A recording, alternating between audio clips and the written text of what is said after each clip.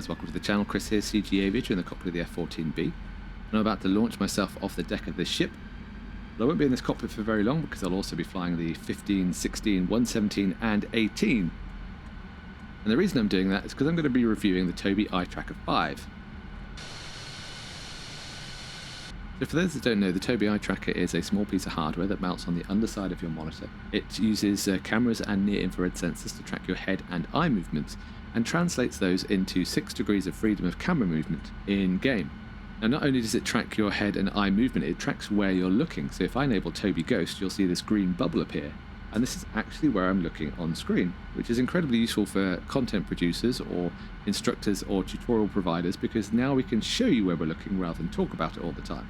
And we'll use this a little bit more in the F-18 when we come back to land on this ship. The main selling point of this eye tracker is the fact that I don't have to wear anything. I don't have to wear a hat in order to mount a clip. I don't have to tether myself to the computer with a USB cable. So it's incredibly liberating to still be able to look around in cockpit and not be tied to my computer. It also has other functionalities in terms of power saving on the computer and warping the mouse cursor, and we'll discuss those a little bit in the F-117.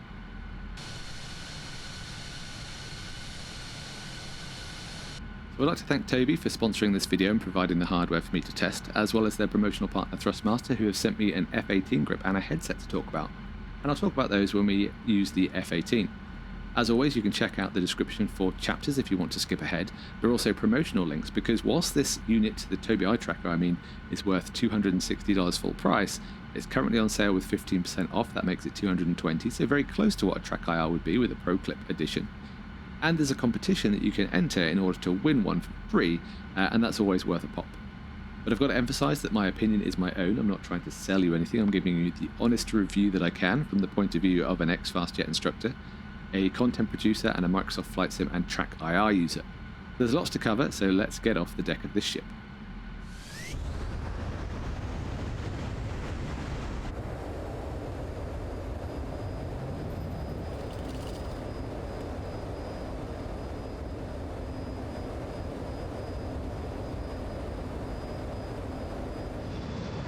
Alright, here we are in the F-15E, and as you can see, it is fully loaded. And we are down at low level, inbound the M6 pass. Over to the west we have Windermere in the Lake District, and we're going to flow up via the valley where the M6 goes. So whilst we're here, let's talk about the installation of the Tobii Eye Tracker. And it's a very simple process. I'm not going to cover it in detail because there are other videos that do that. But suffice to say that the short lead attached to the eye tracker is quite useful if you want to use the USB hub on the back of your monitor. But there is an extension cable if you want to attach it directly to your PC. You've got the option of using the magnetic adhesive strips to attach it to the bezel of your monitor, but I've used the clip, as you can do if you've got a curved monitor, so this does work with curved monitors. And the other reason for using the clip is I can angle the sensor better down towards my face. Now, one big issue with this is that the sensor itself has to be mounted on the underside or the lower side of the monitor, unlike the Track IR sensor which goes on top. The so what of that is, if you have anything on your desk, like an iPad in a stand or your stick and throttle perhaps, if it obstructs the sensor, it will cause interference. So it's worth considering. Now here's the M6 pass. You can see the motorway coming in from the left. And the V-shaped valley through the M6 pass allows you to legally fly almost alongside the motorway whilst looking at the traffic, which is pretty neat.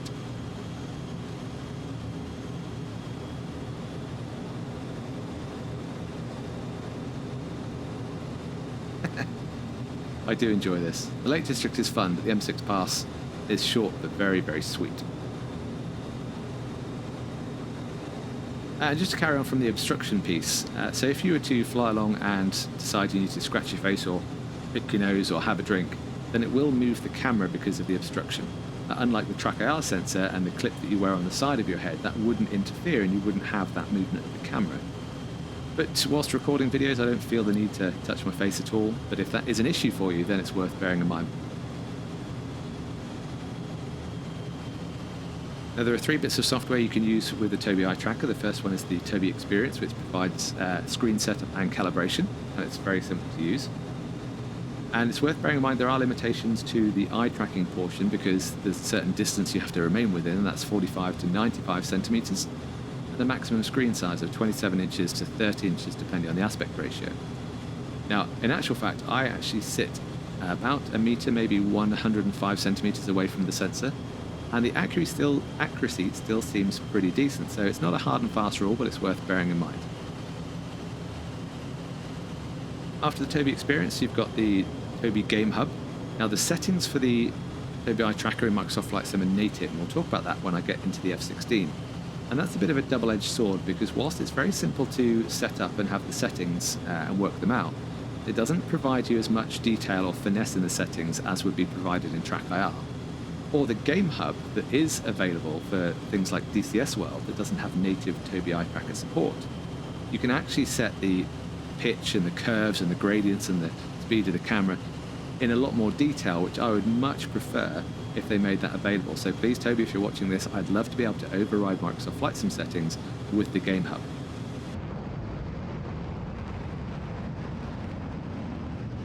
The final bit of software that you can download is the Tobii Ghost, and that's what allows me to overlay this Ghost function. This is the preview function, and you've got various options for Twitch users. There's an extension. You can do an overlay in OBS so that you don't have to have it on your game screen. You can just have it overlaid in the background, which is pretty neat. And you can change the settings, the color and the size and the overlay, and you can even change it to a heat blur so it accentuates in red the longer you stare at something, which is pretty useful. Not so useful if you're moving the camera around, because the heat blur is not stabilized on the cockpit, it's stabilized on the position on the screen, but it's still fairly useful if you're doing a cross-check in terms of ILS and you're not moving the camera around too much.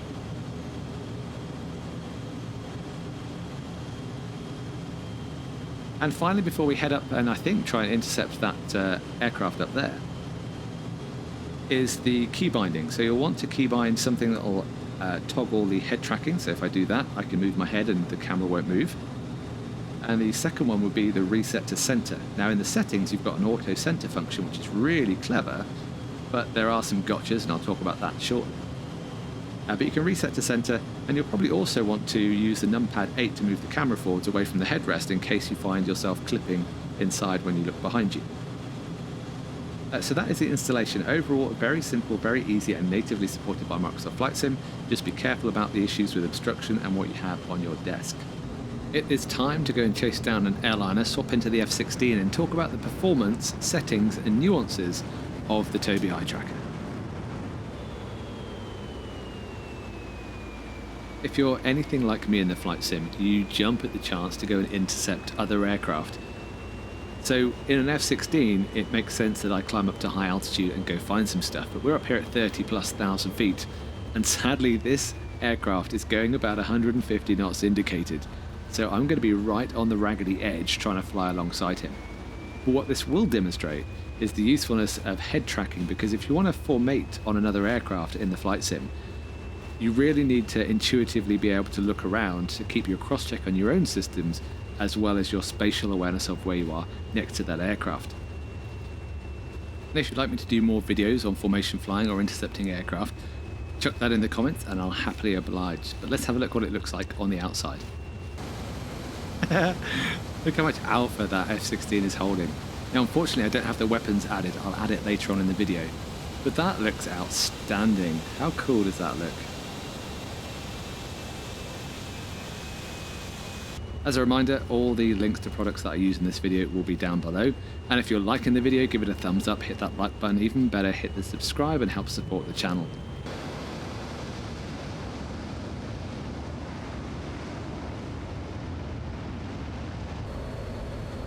Okay, so here we are northbound in the F-16. I've got the autopilot engaged at a much more comfortable 24,000 feet. So let's talk about the performance of the Tobii Eye Tracker. I'm actually quite impressed in terms of lag. There is very little, probably not quite as low lag as the TrackIR, but very decent considering it's an off-board sensor without me wearing anything. What I would say is around the center point there is a little bit of a hesitation because I've got center stabilization. I'll talk about the settings in just a second. But overall, again, lag is not such an issue.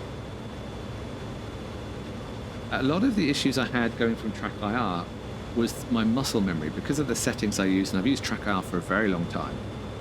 Learning how to move my head to get exactly where I want it, it's kind of a re-education process.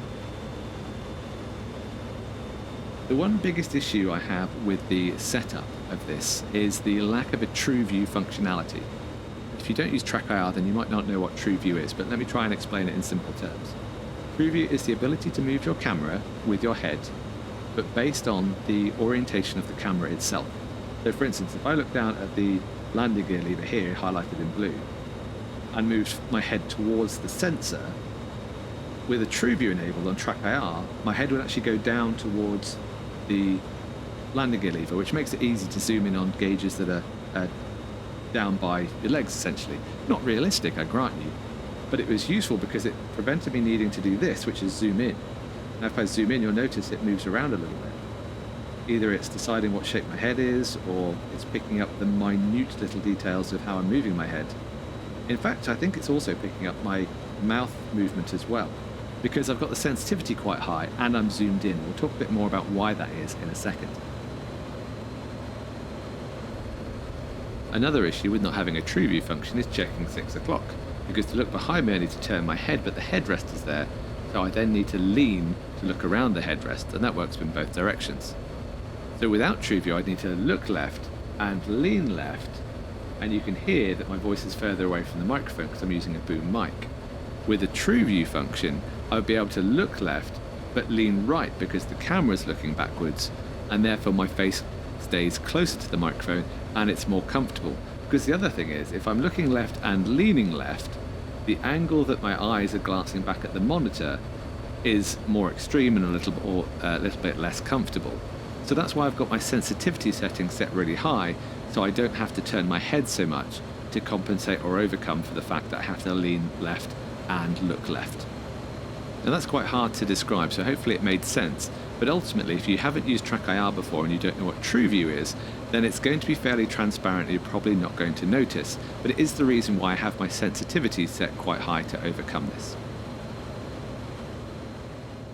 So let's dig into the settings a little bit, and here are my settings, and I'll put a link in the description below so you can download these, but bear in mind these are based on me sitting about 1 meter away from my monitor using a 27-inch monitor and my own personal preference for flying in a fast jet and having increased sensitivity in the pitch and yaw. But feel free to have a go and see what you think. So starting at the top, the eye versus head track ratio. So I have it completely on head tracking and the camera won't move when I move my eyes. But you can set it anywhere in between to have a combination of head and eye tracking so that the camera moves both with both movement into a certain degree. Or you can have it completely on eye tracking. So for instance, if you had low mobility in your neck, then you can just have eye tracking and move the camera around. Now, it'd be really awesome to see them develop a way to actually fly the aircraft with your eyes. And also if you could stare at something and wink to click it, then I think that'd be a great idea as well. But this is just for head tracking. Or camera tracking, should I say. So I have it fully on head tracking, no eye tracking, which is why my eye tracking responsiveness is at 0 because it doesn't really matter. For head tracking sensitivity and pitch and yaw, so this is another bugbear I have, and I've already mentioned the fact that you've got a lack of settings and no ability to use the game hub and the additional settings that includes, because they've combined the pitch, which is the nodding of your head, and the yaw, which is the shaking of your head, into one. And I'd like the ability to break that down into separates and have more pitch down movement per degree of my head movement. I've already mentioned center stabilization, so I've got that really low because that only stabilizes, from what I can test, around the central position as if you've just reset your camera. So looking dead ahead, it stabilizes. If you set this really high, then you have to move your head considerably more before the camera starts moving. So it takes out a lot of the movement when you're staring straight ahead, but it'll introduce a lot of lag because the camera won't respond until you move your head enough out of that central spot. The problem with this stabilization is it's only stable around the front and center spot. As soon as the camera starts moving, it's not stable. So you saw when I zoomed in on the undercarriage lever that it started to wobble around because it doesn't stabilize on where your head is currently at. So that'd be a nice addition if they can make that work. The head tracking sensitivity in roll and position is kind of how it sounds. It's just a multiplier based on how much the camera moves in relation to how much you move.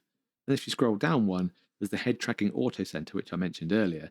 So the head tracking auto center does just that. It means whilst you're staring at your flight sim monitor, it will automatically adjust and avoid any drift of the system to make sure that your central position remains centered. Now I haven't noticed any drift whatsoever, so I've got this to 0, and I just use my keybind if I do want to recenter, particularly at the start of any sortie. The issue with auto center is if you have multiple monitors or you're distracted during your flight, you look at your phone or you watch a YouTube channel on a different monitor, then it will recalibrate the central position based on you looking at the other monitor. And when you look back at the flight sim, it'll be completely off, which is why I've got it at 0, and I just recenter it if I feel the need. And now that we're back here, I've added the weapons back on because this thing looks absolutely boss with everything dangling off the underside. I mean, look at that. That looks awesome.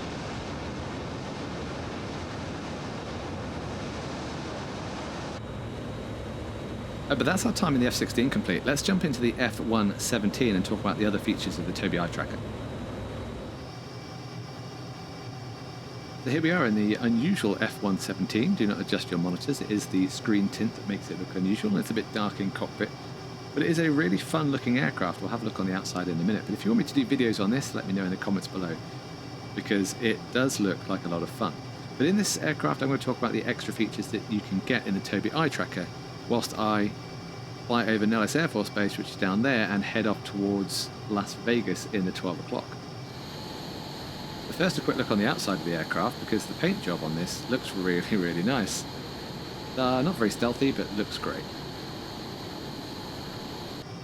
So here is the game hub that I mentioned earlier. This is not usable with Microsoft Flight Sim at the moment because it's natively supported by the sim. But if you had things like DCS World or other games where Tobii Eye Tracker can be used, this will help you adjust the settings for it. If you have a look at the settings, you've got sensitivity gradients, you've got inflection points and endpoints, limits, you can set pitch up, pitch down, maximum camera movements, head tracking.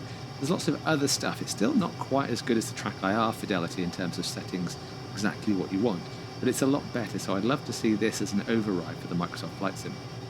The second thing I'd like to talk about is the mouse enhancement, the warp pointer to where you look. If I turn on the ghost function, you can see the cursor, you can see the ghost, that's where I'm looking. So if I look up and left and move my mouse, the mouse will snap to where the green ghost is, where I'm looking, which is a really neat functionality, but it only works with windowed objects as far as I can tell.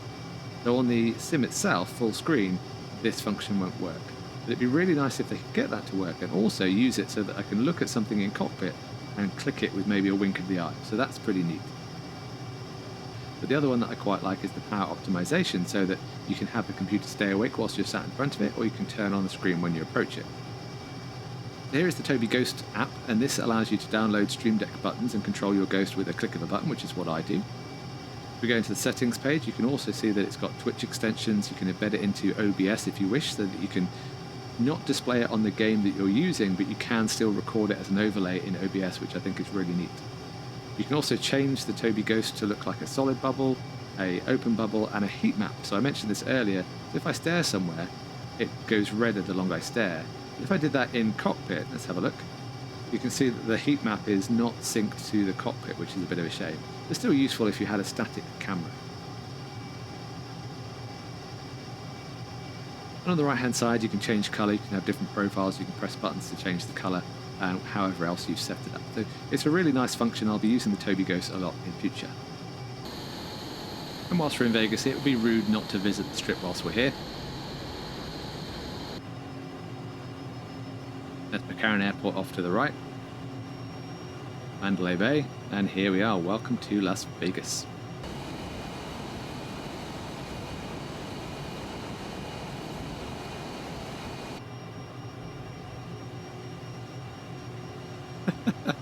It's just amazing how much detail goes into it, although it does make my computer run a little bit like a potato.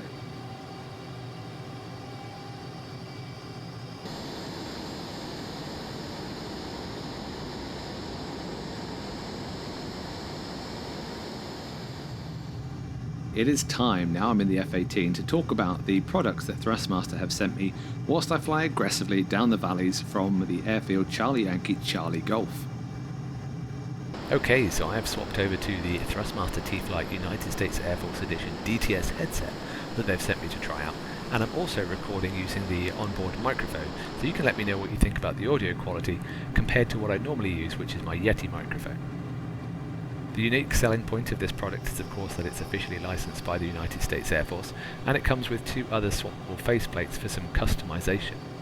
It's a fairly basic construction, but that just adds to the utility military vibe, and the cup movement can go up, down, fore and aft, but it doesn't fold flat. The headband has a reasonably strong spring force, and given the large size of my noggin, it does tend to squash the otherwise thick ear pads against my face, and I can feel the tips of my ears touching the driver cover.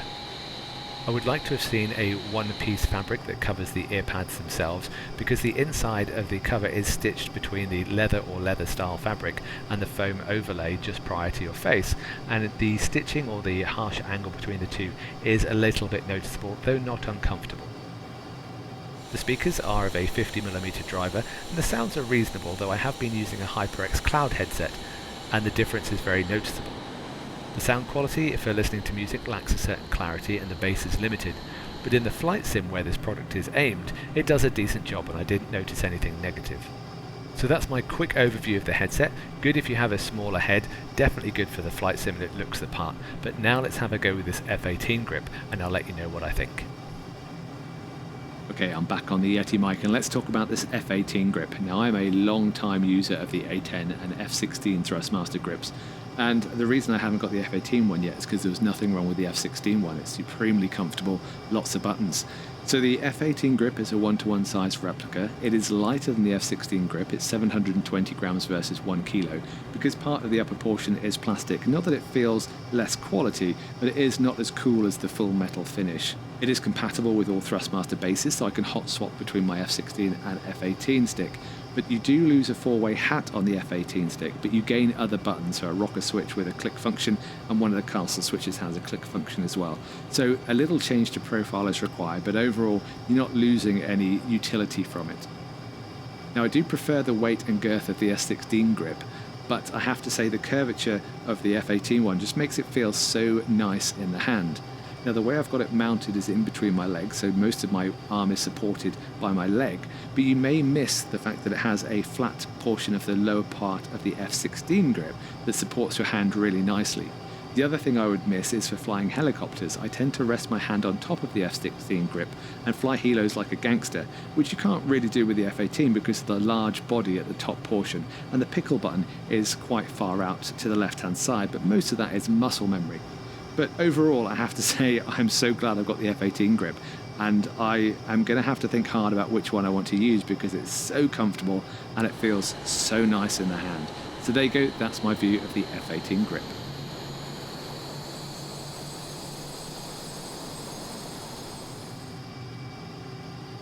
So here we are, long final in the F18. We're going to land back on the carrier that we departed from. Don't judge me too harshly, I'm not particularly proficient at landing on it. But you can see that my gaze is very definitely out the HUD, and you can see me scanning the speed as well. So first up with the Tobii Eye Tracker is whether I would replace my Track IR with it, and the answer to that is no, not yet. The lack of stability in terms of moving the camera around and the lack of settings are a little bit basic for me at least. For other people they might not find it an issue. But I do prefer the stability that I get from the Track IR. Though, that said, the functionality of the Ghost is brilliant and certainly will be well suited to my content creation. And definitely for casual play where I'm not recording content, I'll definitely use it because I love the fact that I'm liberated from having to be connected to my computer and wearing something on my head. But it's not about me, it's about you. What do you think? Let me know in the comments below, I'll be interested to hear. And remember, you can check out the description for any promotional links and links to anything that I've used in the video that you've just seen.